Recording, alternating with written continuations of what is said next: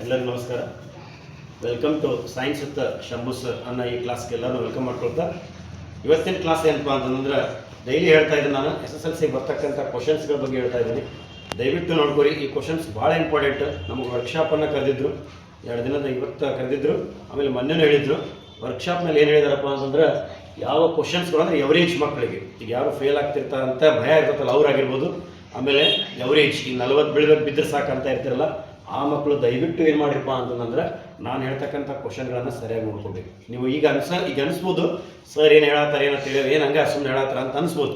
But ನಾಳೆ ನೀವು exam ಬರೀತಿರಲ್ಲ ಜನವರಿ 5ನೇ ತಾರೀಕಿಂದ ಮಾಡಲ್ ಕ್ವಶನ್ ಪೇಪರ್ನಲ್ಲಿ ಆ ಕ್ವಶನ್ಸ್ಗಳನ್ನು ಅಬ್ಸರ್ವ್ ಮಾಡಿ. ನಾನು ಹೇಳಿದ್ದು ಇರಲಿಲ್ಲ ಅಂದ್ರೆ ಬೇಕಾದ್ರೆ ನೋಡಿ, ಆಲ್ಮೋಸ್ಟ್ ಆಲ್ ಅವ ಇರ್ತವನ್ನ ಹೇಳ್ತಾ ಇದ್ದಾನಲ್ಲ, ದಯವಿಟ್ಟು ಈ ವಿಡಿಯೋವನ್ನು ಸರಿಯಾಗಿ ನೋಡಿ. ಆಮೇಲೆ ಏನಪ್ಪ ಅಂತಂದ್ರೆ ಕ್ವಶನ್ಗಳನ್ನು ಒಂದು ಕಡೆ ನೀಟಾಗಿ ಬರ್ಕೊಂಡು ಇವನ್ನ ರೆಫರ್ ಮಾಡಿ.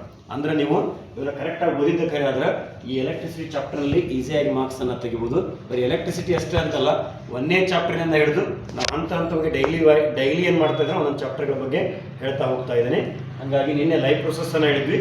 ಈಗ ನೆಕ್ಸ್ಟ್ ಬರೋದು ಯಾವುದಪ್ಪ ಅಂದ್ರೆ ಎಲೆಕ್ಟ್ರಿಸಿಟಿ. ಈ ವಿದ್ಯುತ್ ಶಕ್ತಿ ಬಗ್ಗೆ ನೋಡ್ಕೊರಿ. ಇದರೊಳಗಡೆ ಫಸ್ಟ್ ಏನಪ್ಪ ಅಂತಂದ್ರೆ ನೋಡಿ ಹೇಳ್ತಾ ಇದ್ದೀನಿ ನಿಮ್ಗೆ, ನಮ್ಮ ಕ್ಲಾಸನ್ನು ನೋಡಿ, ನಿಮಗೆ ವಿಡಿಯೋವನ್ನು ನೋಡಿ ಏನು ಹೇಳ್ತಾರೆ ಏನಂತ ಅನಿಸ್ಬೋದು. ಬಟ್ ಮ್ಯಾಟ್ರ್ ನೋಡಿ, ಯಾವಾಗಲೂ ಕ್ವಾಲಿಟಿ ಇಲ್ಲ ಅಂತಂದ್ರೂ ಕೂಡ ಒಳಗಡೆ ಮ್ಯಾಟ್ರ್ ಸರಿಯಾಗಿರ್ತೈತಿ. ಅದಕ್ಕೆ ಕ್ವಾಲಿಟಿ ಇದ್ದರೆ ಅಲ್ಲಿ ಮ್ಯಾಟ್ರ್ ಸರಿ ಇರೋದಿಲ್ಲ. ನೋಡ್ತಾ ಇರಿ, ಅದಕ್ಕೆ ಹೇಳ್ದೆ ನಿಮ್ಗೆ ಆ ವಿಡಿಯೋನ ನೋಡಿ ಅರ್ಥ ಮಾಡ್ಕೊಳಕ್ಕೆ ಹೋಗ್ಬೇಡಿ. ಮೊದಲು ಕ್ಲಾಸನ್ನು ಕೇಳಿ, ಕ್ಲಾಸ್ ಕೇಳಿ ಆಮೇಲೆ ನೀವು ನಮ್ಮ ಚಾನಲ್ನ ಸಬ್ಸ್ಕ್ರೈಬ್ ಆಗಿರ್ಬೇಕು. ಅರ್ಥ ಆಯ್ತಲ್ಲ ಸರ್? ನೋಡಿ ಹೇಳ್ತಾ ಇದ್ದೀನಿ.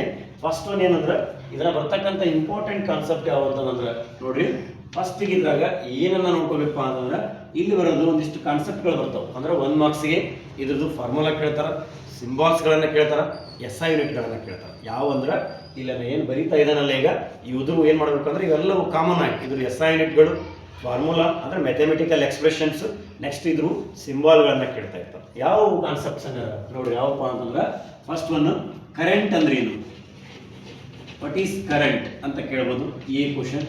ನೆಕ್ಸ್ಟ್ ಒನ್ ಬಿ ಚಾರ್ಜ್ ಅಂತ ಕೇಳ್ತಾರೆ. ಸಿ ಏನಪ್ಪಾ ಅಂತಂದ್ರೆ ಪೊಟೆನ್ಷಿಯಲ್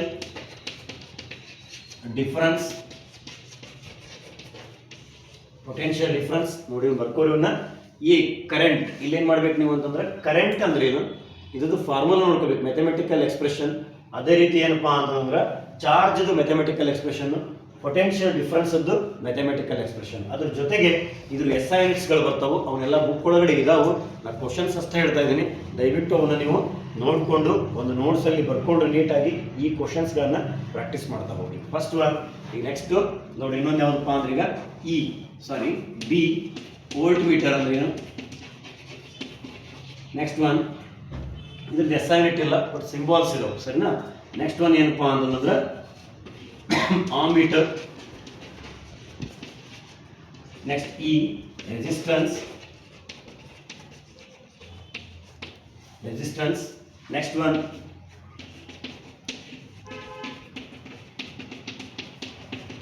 ರೆಸಿಸ್ಟಿವಿಟಿ.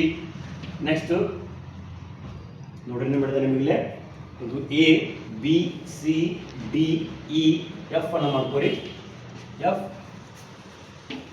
G H. ನೋಡ್ರಿ ನಿಮ್ಗೆ ಹೇಳ್ತಾ ಇದೆ ನಿಮಗಿಲ್ಲೇ ರೆಸಿಸ್ಟಿವಿಟಿ. ನೆಕ್ಸ್ಟ್ ಈಗ ಬರೋದು ಯಾವುದಪ್ಪ ಅಂದ್ರೆ ಮತ್ತೆ ಪವರ್ ಅಂತ ಹೇಳ್ತಾರೆ. ನೋಡ್ರಿ ಇಷ್ಟು ಕಾನ್ಸೆಪ್ಟ್ಗಳನ್ನ ನೋಡ್ಕೊಂಡ್ರೆ ದಯವಿಟ್ಟು ಹೇಳ್ತಾ ಇದ್ದೀನಿ ಕರೆಕ್ಟಾಗಿ ಕೇಳ್ಕೊರಿ. ಇಷ್ಟು ಕಾನ್ಸೆಪ್ಟ್ಗಳ SI ಯೂನಿಟ್ಸ್ ಫಾರ್ಮುಲಾಗಳನ್ನ ನೋಡ್ಕೊಂಡ್ರೆ ನೀವು 1 ರಿಂದ 2 ಮಾರ್ಕ್ಸ್ ಇದ್ರ ಮೇಲೆ ಗ್ಯಾರಂಟಿ ಕೇಳ್ತಾರೆ, ಕೊಡ್ತಾರೆ ಎಕ್ಸಾಮ್ 100% ಬರ್ತದೆ. ಅರ್ಥ ಆಯ್ತಲ್ಲ. ಇದು ಸಿಂಬಾಲ್ಗಳನ್ನ ನೋಡ್ಕೋಬೇಕು. ಫಾರ್ ಎಕ್ಸಾಂಪಲ್ ಕರೆಂಟ್ದು ಸಿಂಬಾಲ್ ಏನಪ್ಪಾ ಅಂತಂದ್ರೆ ಐ ಅಂತ ಹೇಳ್ತೀವಿ. ಅದ್ರ SI ಯೂನಿಟ್ ಏನಪ್ಪಾ ಅಂತಂದ್ರೆ ನಾವು ಎದ್ರದಂದ್ರೆ ಕರೆಂಟ್ ಇದು ಆಂಪೈರ್ ಅಂತ ಹೇಳ್ಬೋದು. ಅರ್ಥ ಆಯ್ತಲ್ಲ. ಇದು SI ಯೂನಿಟ್ ಅನ್ನ ಆಂಪೈರ್ ಅಂತ ಹೇಳ್ಬೋದು. ಇದ್ರೊಳಗಡೆ ಇವು ಪ್ರಮುಖವಾಗಿ ಬರ್ತಕ್ಕಂಥ ಕಾನ್ಸೆಪ್ಟ್ಗಳು. ಇದ್ರು ಏನೇ ಹೇಳ್ತಾ ಇದೆ ನೋಡಿ, ಮ್ಯಾಥಮೆಟಿಕಲ್ ಎಕ್ಸ್ಪ್ರೆಷನ್ ಸೂತ್ರ ಅಂತ ಹೇಳ್ತಾರೆ. ನೆಕ್ಸ್ಟ್ ಒನ್ SI ಯೂನಿಟ್ ಅನ್ನು ನೋಡ್ಕೋಬೇಕು, ಅದ್ರ ಸಿಂಬಾಲ್ಗಳನ್ನು ನೋಡ್ಕೋಬೇಕು. ಈ ಚಾರ್ಜ್ ಏನ್ ಚಾರ್ಜ್ ಸಿಂಬಾಲ್ ಅಂತಂದ್ರೆ ಆವೇಶಗಳು ಅಂತ ಕರೀತಾರೆ, ಕನ್ನಡದಲ್ಲಿ ಇವನ್ನ ಕ್ಯೂ ಅಂತ ಹೇಳ್ತಾರೆ. ಇದ್ರದ್ದು ಸಿಂಬಾಲ್ ಏನಪ್ಪಾ ಅಂದ್ರೆ ಕ್ಯೂ. SI ಯೂನಿಟ್ ಏನಿದೆ ಅಂತಂದ್ರೆ ಕೊಲಂಬೋ ಅಂತ ಕರೀತಾರೆ. ಅಂದ್ರೆ ಅಂತಾರಾಷ್ಟ್ರೀಯ ಏಕಮಾನ ಏನಪ್ಪಾ ಅಂದ್ರೆ ಕೊಲಂಬೋ ಅಂತ ಕರೀತಾರೆ. ಇದರದ್ದು ಚಾರ್ಜ್ ಬಗ್ಗೆ ಈ ರೀತಿ ನೀವು ಟೆಕ್ಸ್ಟ್ ಬುಕ್ ಯಾವ್ಯಾವು ಇವಿಷ್ಟುಗಳನ್ನು ನೋಡ್ಕೋಬೇಕು. ಇದು 2 ರಿಂದ 3 ಮಾರ್ಕ್ಸ್ ಅಥವಾ 2 ಮಾರ್ಕ್ಸ್ ಅಂತೂ ಡೆಫಿನೆಟ್ ಆಗಿ ನಿಮಗೆ ತಂದು ಕೊಡ್ತೀವಿ. ಸೊ ನೆಕ್ಸ್ಟ್ ಇದರ ಬರೋ ಮತ್ತೆ ಇಂಪಾರ್ಟೆಂಟ್ ಕಾನ್ಸೆಪ್ಟ್ ಯಾವಪ್ಪ ಅಂತಂದ್ರೆ ಇದು ನೆಕ್ಸ್ಟ್ ಬರೋದು ಡಿಫರೆನ್ಸ್ ಬಿಟ್ವೀನ್ಸ್. ನೋಡಿದ್ರೆ ಬರ್ತಕ್ಕಂತಹ ಡಿಫ್ರೆನ್ಶಿಯೇಟ್ ಬಿಟ್ವೀನ್ಸ್ ಅನ್ನು ನೋಡ್ಕೋಬೇಕು. ಯಾವುದರ ಡಿಫ್ರೆನ್ಶಿಯೇಟ್ ಬಿಟ್ವೀನ್ಸ್ ನೋಡ್ಕೋಬೇಕಂದ್ರೆ ನಾವೀಗ differentiate between the register in parallel ಅಂತ ಬರ್ತೈತಿ, register in parallel and register in series ಅಂತ ಹೇಳ್ಬೋದು ನಾವು. ಇದನ್ನ ನೋಡ್ಕೋಬೇಕು. ನೆಕ್ಸ್ಟ್ ಒಂದು ಇದ್ರಾಗ ಮತ್ತೆ ಯಾವ್ದು ಇಂಪಾರ್ಟೆಂಟ್ ಅಪ್ಪ ಅಂತಂದ್ರೆ volt meter and ammeter. Volt meter and ammeter ಅಂತ ಹೇಳ್ಬೋದು ನಾವು. ನೋಡ್ರಿ ಏನು ಮಾಡ್ತಾನೆ ನಿಮಗೆ ಡಿಫ್ರೆನ್ಷಿಯೇಟ್ ಬಿಟ್ವೀನ್ ಒಳಗಡೆ register in parallel and series ಇವನ್ನ ನೋಡ್ಕೋಬೇಕು. Next one volt meter and ammeter ಇವನ್ನ ನೋಡ್ಕೋಬೇಕಾಗ್ತತಿ. ನೆಕ್ಸ್ಟ್ ಬರೋದು ಏನಪ್ಪಾ ಅಂತಂದ್ರೆ ಇದರೊಳಗಡೆ ಇನ್ನೂ ಒಂದು ಕೇಳಬಹುದಾಗಿರ್ತಕ್ಕಂಥದ್ದು ಯಾವುದಪ್ಪ ಅಂದ್ರೆ ರೆಜಿಸ್ಟರ್ಸ್ ಆ್ಯಂಡ್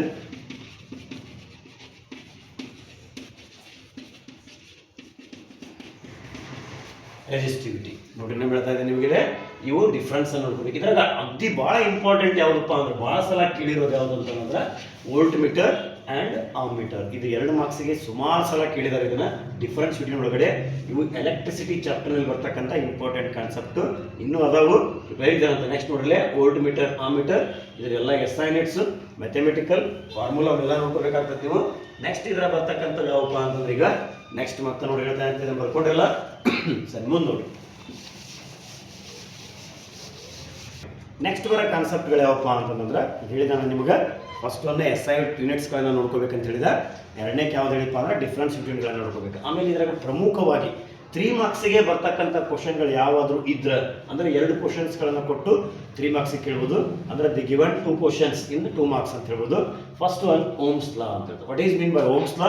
ಸ್ಟೇಟ್ಮೆಂಟ್ ಕೇಳ್ತಾರೆ. What is the statement of Ohm's law and mathematical expression of Ohm's law ಅಂತ ಕೇಳ್ಬೋದು. ಅರ್ಥ ಆಯ್ತಲ್ಲ? ಓಮ್ಸ್ ಲಾ ಅಂದ್ರೆ ಏನು, ಓಮ್ಸ್ ಲಾದ ಮ್ಯಾಥಮೆಟಿಕಲ್ ಎಕ್ಸ್ಪ್ರೆಷನ್ ಅನ್ನ ಕೇಳ್ಬೋದು. ಏನಪ್ಪಾ ಅಂತಂದ್ರೆ V = I × R ಅಂತ ಹೇಳ್ಬೋದು ನಾವು. ಒಂದು ನೀವು ಮುಂದೆ ಹೇಳ್ತಾನೆ ಇದ್ರ ಬಗ್ಗೆ ಒಂದು ನಿಮ್ಗೆ ಬೋರ್ಡಿಂದ ಬಿಟ್ಟಿರ್ತಕ್ಕಂತಹ 4 ಕ್ವಶನ್ ಪೇಪರ್ಗಳ ಕೀ ಆನ್ಸರ್ಗಳನ್ನು ತಗೊಂಡು ಬಂದು ಒಂದೊಂದು ಕ್ವಶನ್ ಪೇಪರ್ನ ನಿಮಗೆ ಡಿಸ್ಕಷನ್ ಮಾಡಿ ಮುಂದೆ ಎಕ್ಸಾಮ್ ಜನವರಿಯಿಂದ ಕ್ಲಾಸಸ್ಸನ್ನು ನೀಟಾಗಿ ಮತ್ತೆ ಸ್ಟಾರ್ಟ್ ಮಾಡ್ದಂತ. ಫಸ್ಟ್ ಒನ್ ಇಲ್ಲಿ ಏನು ಮಾಡಬೇಕಂದ್ರೆ ನೀವೀಗ ಓಮ್ಸ್ ಲಾ ಇದನ್ನ ನೋಡ್ಕೊಳ್ಳೇಬೇಕು. ಮಸ್ಟ್ ಆ್ಯಂಡ್ ಶುಡ್ ಅಲ್ಲ, ನೋಡ್ಕೊಳ್ಳೇಬೇಕು, ಮಸ್ಟ್. ಅರ್ಥ ಆಯ್ತಲ್ಲ? ನೆಕ್ಸ್ಟ್ ಒನ್ ಜೂಲ್ಸ್ ಲಾ, ಇದು ಕೂಡ ಅದೇ ರೀತಿ ಬಹಳ ಇಂಪಾರ್ಟೆಂಟ್ ಕಾನ್ಸೆಪ್ಟ್. ಇದ್ರದ್ದು ಮ್ಯಾಥಮೆಟಿಕಲ್ ಎಕ್ಸ್ಪ್ರೆಷನ್ ಏನಪ್ಪಾ ಅಂದ್ರೆ H = I² RT ಅಂತ ಹೇಳ್ತಾರೆ. ನಿಮಗೆ ಓಮ್ಸ್ ಲಾ ಬರೆಯಕ್ಕೆ ಬರಲಿಲ್ಲಪ್ಪ ಅಂದ್ರೆ ಅಟ್ಲೀಸ್ಟ್ ಈ ಫಾರ್ಮುಲಾನಾದ್ರೂ ಬರೀಬೇಕು, ಮಾರ್ಕ್ಸ್ ಕೊಡ್ತಾರೆ. ಪೂರ ಕೊಡಲಿಲ್ಲ ಅಂದ್ರೂ 1 ಮಾರ್ಕ್ಸ್ ಆದ್ರೂ ಕೊಡ್ತಾರೆ ವಿದ್ಯಾರ್ಥಿಗಳೇ. ಕರೆಕ್ಟಾಗಿ ನೋಡ್ಕೊಂಡು ಹೇಳ್ತಾ ಇದ್ದೀನಿ. ಜೂಲ್ಸ್ ಲಾ, ಓಮ್ಸ್ ಲಾ. ನೆಕ್ಸ್ಟ್ ಬರೋದಿದ್ರೆ ಮತ್ತೆ ಯಾವುದಪ್ಪ ಅಂದ್ರೆ ಫ್ಯಾಕ್ಟರ್ಸ್ ಡಿಫೆನ್ಸ್ ಆನ್ ರೆಸಿಸ್ಟೆನ್ಸ್. ಅಂದ್ರೆ ಈ ರೆಸಿಸ್ಟೆನ್ಸ್ ನ ಮೇಲೆ ನೋಡ್ರಿ factors defence on resistance of A conductor. ಒಂದು ಕಂಡಕ್ಟರ್ ಇರ್ತದಲ್ಲ, ಆ ಕಂಡಕ್ಟರ್ ಅಂದ್ರೆ ವಸ್ತು ವಾಹಕ ಅಂತ ಕರೀತಾರೆ. ಕರೆಂಟ್ ಅನ್ನ ಯಾವ್ದು ಕ್ಯಾರಿ ಮಾಡ್ತದಲ್ಲ ಅದನ್ನ ಕಂಡಕ್ಟರ್ ಅಂತ ಕರೀತಾರ. ಆ ಕಂಡಕ್ಟರ್ನ ಮೇಲೆ ರೆಸಿಸ್ಟೆನ್ಸ್ ಯಾವ ರೀತಿ ಡಿಪೆಂಡ್ ಆಗಿರ್ತತಿ ಅನ್ನೋದನ್ನ ಇಲ್ಲಿ ಫ್ಯಾಕ್ಟರ್ಸ್ ಡಿಫೆನ್ಸ್ ಆನ್ ರೆಸಿಸ್ಟೆನ್ಸ್ ಅಂತ ಹೇಳ್ತಾರ. ಅವು ಯಾವಪ್ಪ ಅಂತಂದ್ರೆ ಆನ್ಸರ್ ನಿಮ್ಮ ಬುಕ್ಕಲ್ಲಿ ಇದಾವೆ. ಬೇಕಾದ್ರೆ ಪಾಸಿಂಗ್ ಪ್ಯಾಕೇಜ್ ಅಂತ ಸರ್ಚ್ ಮಾಡಿ length of conductor, area of cross section, nature of material, ಇದು ಈ 3 ಬರೆದ್ರು ಕೂಡ ಅವ ಏನಪ್ಪ ಅಂದ್ರೆ ಫ್ಯಾಕ್ಟರ್ಸ್ ಡಿಫೆನ್ಸ್ ಆನ್ ರೆಸಿಸ್ಟೆನ್ಸ್ ಆಗ್ತಾವೆ. ಈ ಕ್ವಶನ್ ಒಂದು ಮಸ್ಟ್ ಆ್ಯಂಡ್ ಶುಡ್ ನೋಡ್ಕೋಬೇಕು. ಆ್ಯಂಡ್ ಲಾಸ್ಟ್ ಒನ್, ಇದು ಮಾತ್ರ ಭಾಳ ಸಲ ಕೇಳಿದ್ದಾರೆ ಇವನ್ನ. ಈ ಸಲ ಮೊನ್ನೆ ಹೇಳಿದ್ದೆ ನಿಮ್ಗೆ, ನಮ್ಮ ವರ್ಕ್ಶಾಪ್ ಇತ್ತು, ನಮ್ಮ ಡಿಪಾರ್ಟ್ಮೆಂಟಿಂದ ಕರೆದಿರ್ತಾರಲ್ಲ ಅಲ್ಲಿ ಹೋಗಿದ್ವಲ್ಲ. ಈ ಕ್ವಶನ್ಸ್ಗಳನ್ನು ವಿದ್ಯಾರ್ಥಿಗಳಿಗೆ ಸರಿಯಾಗಿ ತಿಳಿಸಿ ಹೇಳ್ರಿ, ಬಂದೇ ಬರ್ತಾವೆ ಅಂತ ಹೇಳಿದಾರ.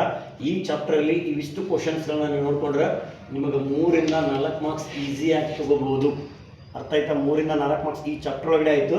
ಬಟ್ ಇನ್ನೊಂದು ಸೇರಿಸಿದ್ರೆ 10 ರಿಂದ 9 ಮಾರ್ಕ್ಸ್ ಈಸಿಯಾಗಿ ಸಿಗ್ತತಿ. ನೋಡ್ರಿ ನೀವು ಹೇಳ್ತಾ ಇದ್ದೀನಿ. ಲಾಸ್ಟ್ ಒಂದು ಕ್ವಶನ್ ಯಾವುದಪ್ಪ ಅಂತಂದ್ರೆ ಈಗ advantages of parallel combination over series combination. ಅರ್ಥ ಆಯ್ತಲ್ಲ? ಸಿರೀಸ್ ಕಾಂಬಿನೇಷನ್ಗಿಂತ ಪ್ಯಾರಲಲ್ ಕಾಂಬಿನೇಷನ್ ಅದ್ರದ್ದು ಅಡ್ವಾಂಟೇಜಸ್ ಭಾಳ ಚಲೋ ಐತಿ ಅಂತ ಹೇಳ್ತಾರೆ. ಯಾಕೆ ಅಂತೇಳಿ ನಿಮಗೆ ಗಿವ್ ರೀಸನ್ ಒಳಗಡೆ ಕೊಡ್ಬೋದು.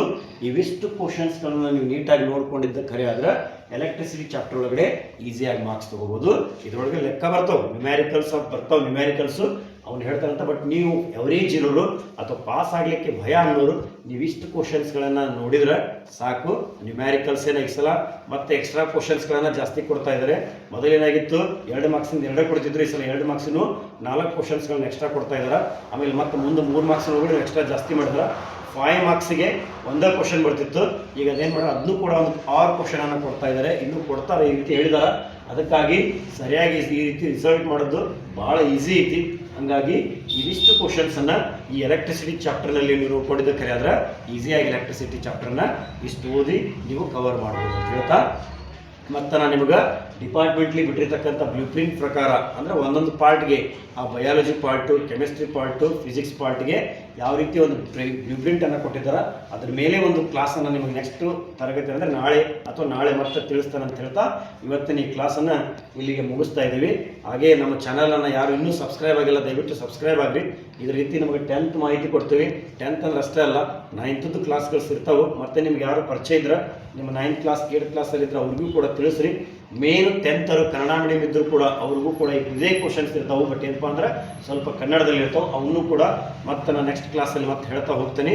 ಹಾಗಾಗಿ ನಮ್ಮ ಚಾನಲಲ್ಲಿ ಎಲ್ಲರೂ ಸೈನ್ಸ್ ವಿತ್ ಶಂಭು ಸರ್ ಅನ್ನೋ ಚಾನಲ್ ಸಬ್ಸ್ಕ್ರೈಬ್ ಆಗಿರಿ, ಲೈಕ್ ಮಾಡಿರಿ, ಕಮೆಂಟನ್ನು ಮಾಡಿರಿ, ಅದೇ ರೀತಿ ಶೇರ್ ಮಾಡಿರಿ, ಆಮೇಲೆ ಬೆಲ್ ಐಕಾನನ್ನು ಕ್ಲಿಕ್ ಮಾಡೋ ಮುಖಾಂತರ ನಮ್ಮ ಚಾನಲ್ಗೆ ಸಪೋರ್ಟ್ ಮಾಡಿರಿ ಅಂತ ಹೇಳ್ತಾ ಇವತ್ತಿನ ಈ ಕ್ಲಾಸನ್ನು ಇಲ್ಲಿಗೆ ಮುಗಿಸ್ತಾ ಇದ್ದೀನಿ.